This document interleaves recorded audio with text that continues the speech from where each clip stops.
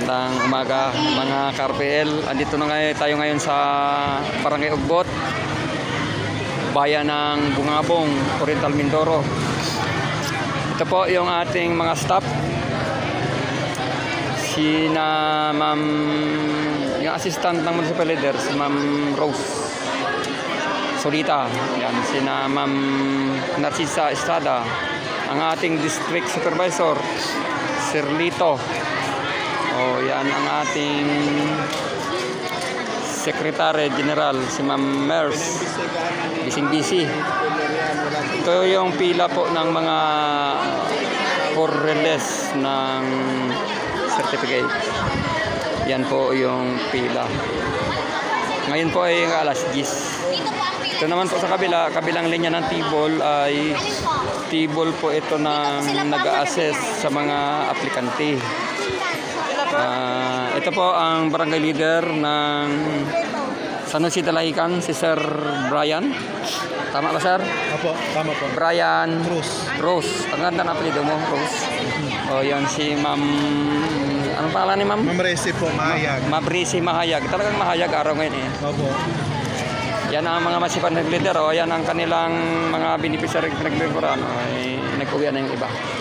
Alas 10 pasado na ang oras ngayon. At yan ang ating kaganapan ngayon, November 16, Kasama kayo sa 2025. Ito sa bayan ng Bungabong. Dito po yung... Sir, taga saan ka nga, Sir? Dangay. Ayan ang ating masipag na katuwang ng ating barangay leader. At andito yung ating mga martial. In-advise natin na full support ngayon sapagkat tayo ay nakaranas ng mga pagbabatikos ng mga vlogger na gustong manatiling naghihirap ang mga Mindoreño. Ayaw nilang magkaroon ng maayos na bahay kasi mga ano yan, mga isip istabilyo. Ayan ang ating mga martial, mga leader dyan sa likod naka-standby. At dito tayo ngayon sa ating municipal leader. At yan po ang ating municipal leader, Sir Ramon Ragas. At medyo pagod pa yan, nag-deliver pa ng tubig kaning umaga. Bagaman ganun ay kailangan natin gampanan. Ayan ang ating martial, Jomar Suryo. Ito naman ang ating bagong district supervisor, Sir Lito. Yan. Si Kapitana, ito po yung leader ng Orconoma. Pero sa ngayon, wala pa siyang dalang mga beneficiary. Ay baka kapusin kami sa panahon. Kung saan yung bagong schedule, ay doon na lang atin. Mamaya pag-usapan natin.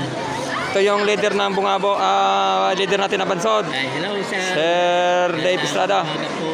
Full force po ang RPL ng Mindoro ngayon sapagkat pinapakita natin sa mga baser na hindi nila kayang pigilan ang pag-unlad ng mga Mindoreño.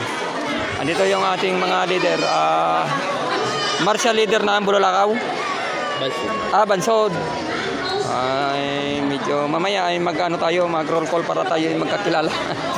So, ang dami nating martial law yan para yung mga vlogger na patuloy na naninira ay pipitikin namin yung bunganga para mamaga at nang matigil na yung kanilang pang-aabuso.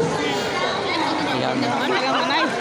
Continue tayo at andito yung ating mga leader ng Bulolakaw. Yung akin kasi kaninang video ay kinontrol ng vlogger ng Mindoro, hindi na save. Ito si Sir Rafael. Nag-travel yan sila ng siguro mga 65 kilometers.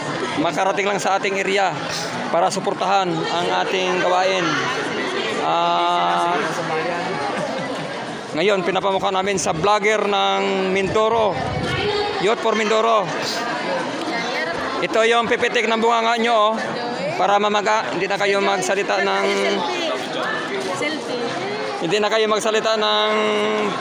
kasinungalingan. Ayan, magsiselfie pa daw ang aming team. Ayan ang masipag natin mga leader ng Bulolakaw. Sama ka diri. Yan. Dito tayo ngayon sa kabilang side. Anong barangay nga sir ang hawak mo sa Bulacau? Anong barangay? San Francisco, sir. San Francisco. Yan ay doon sa pinagdaosan namin noong nakaraang Barangay San Francisco. ilang linggo. At andito yung barangay leader ng Mansalay. Dito tayo sa kabilang sulok. Andito ang ating mga leader.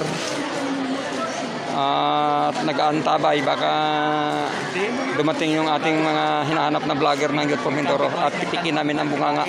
Ito yung leader natin ng Bulacau, si Sir Nathaniel Fernandez. Lubos, Dalan. Ito po ngayon ang kaganapan dito sa covered court ng Ugbot.